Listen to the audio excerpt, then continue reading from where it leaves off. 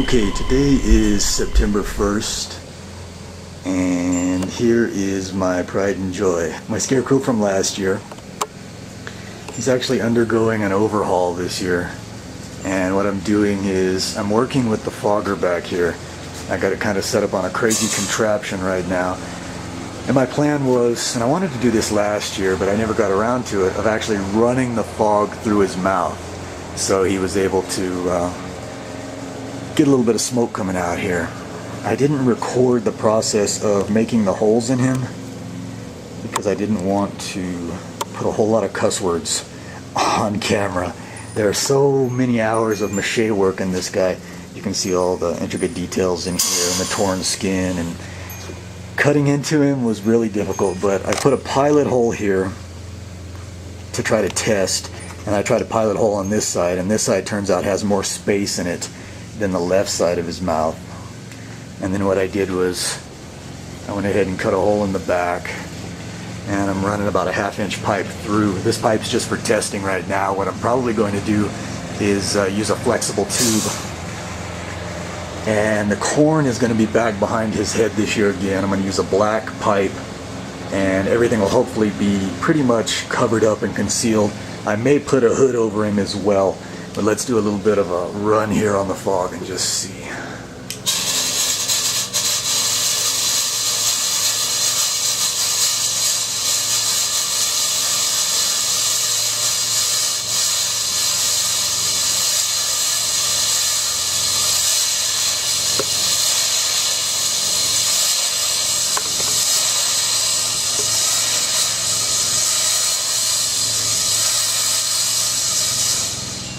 I think my fog fluid's getting low, and the wind is really kicking up right now too, so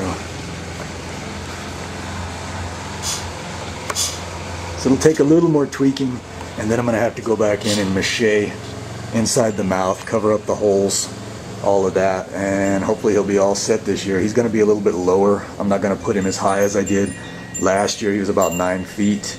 This year I think I'm going to go about 6, something like that. Today is September 3rd, and I'm headed over to a place called Party City right now to drop off some flyers for Season of Shadows. So I'm going to take you guys with me and let you check out the Albuquerque traffic on my way there.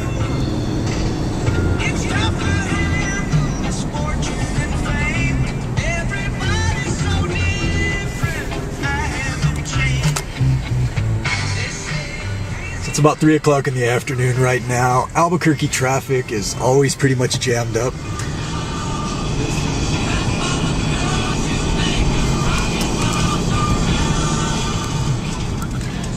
And there's Party City.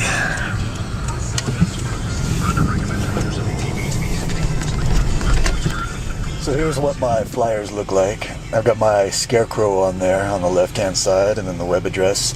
And I actually dropped them off at Spirit Store last year. They let me do it. I just went in and talked with the manager at Party City. She said that was cool. She let me put them in there. They wouldn't let me film though yet. I was going to film all of their Halloween decorations and displays to kind of give them some love back on my blog and let everybody know about Party City. But she said come back when they have everything put together. So anyway, I will be doing that. What I do to really get this texture in the neck to where it's torn and shredded. It has holes that you can, poke in and out of here, and it's really kind of hard. I've actually cut my hand on it before working with it when I've tried to get in there and really kind of dig around and strip it out more.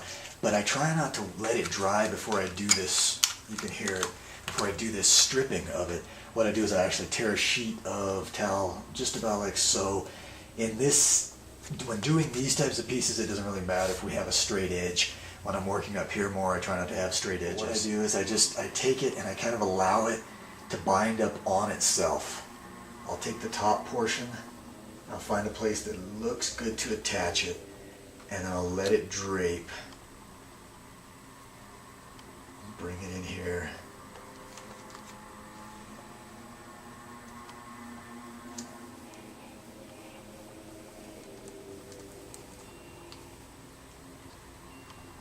And just kind of go in and accentuate the folds. And before it dries, what I will do is I take any sharp object will do it, but I like to use, I believe these are 3-inch. 3-inch drywall do is I will actually start shredding inside of the paper towel. And you start getting these jagged edges. I'll drag it down. Sometimes let it hook in on another piece. And then I'll just go in and work with the texture a little bit more. And you can actually kind of rip wherever you can get your sharp, and we see we just tore it there, but that's okay, because I can just reattach right in there. This new piece will come off. It doesn't look that hot now.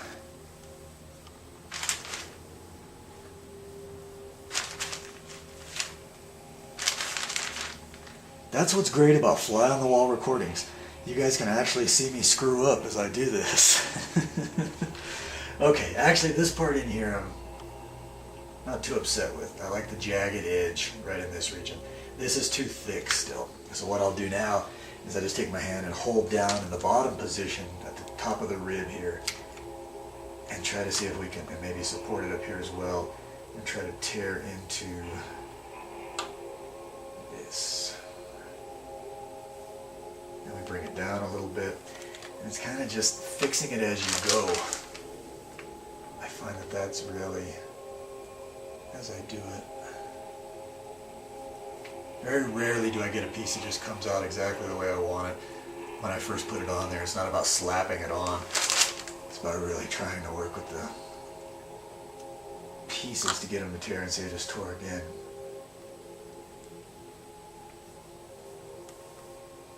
But that will hold.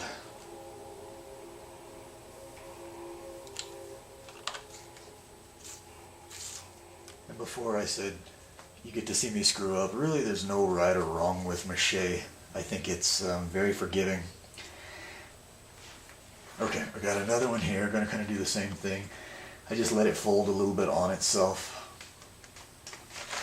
I'm going to bring this one right to the front. Hopefully the camera's getting this. I haven't checked the angle since I moved over here.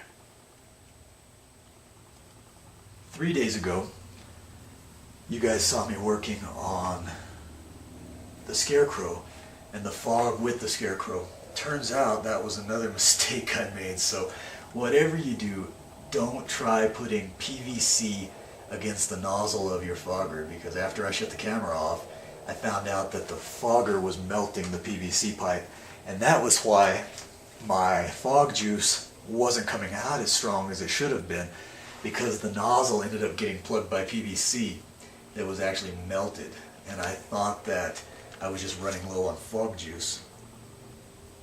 Turns out I plugged up the hole on my fogger, but since it was still hot, I was able to get the extra pieces of PVC taken off,